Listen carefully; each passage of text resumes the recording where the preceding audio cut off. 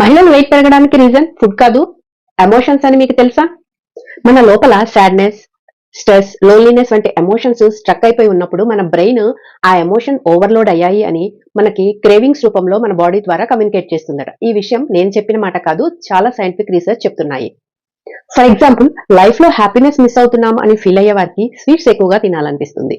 Life లో excitement, action miss అయ్యే వారికి స్పైసీ ఎక్కువగా తినాలనిపిస్తుంది. లైఫ్ లో రిలాక్సేషన్ లేదు అని ఎవరైతే ఫీల్ అవుతారో వాళ్ళకి సాల్టీగా తినాలి అనిపిస్తుంది.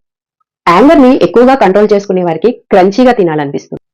లవ్, ఎఫెక్షన్ మిస్ అవుతున్నట్లు ఫీల్ అయ్యే వారికి చాక్లెట్స్ తినాలి అనిపిస్తుంది. లైఫ్ లో కంఫర్ట్ అండ్ సపోర్ట్ లేదు అని ఫీల్ అయ్యే వారికి బ్రెడ్, పాస్తా, రైస్ లాంటివి ఎక్కువగా తినాలి అనిపిస్తుంది. పేరెంట్స్ కేరింగ్, చైల్డ్హుడ్ మెమరీస్ తో స్టక్ అయిపోయి ఉన్న వారికి ఐస్ క్రీమ్స్ తినాలి అనిపిస్తుంది.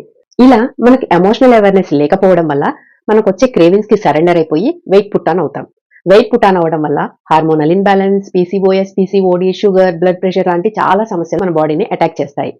సో ఇలా అటాక్ చేసినప్పుడు మెడిసిన్ తో పాటు మనకి ఎమోషనల్ అవేర్నెస్ అనేది ఖచ్చితంగా ఉండాలి. ఎప్పుడైతే మనం ఎమోషనల్ గా అవేర్ గా ఉన్నప్పుడు ఇలాంటి క్రేవింగ్స్ వచ్చినప్పుడు వాటిని మనం కంట్రోల్ చేసుకోవడానికి ఛాన్స్ ఉంటుంది. మరి మీ క్రేవింగ్స్ ని బట్టి మీరు ఎలాంటి ఎమోషన్స్ తో సఫర్ అవుతున్నారో కామెంట్ చేయండి.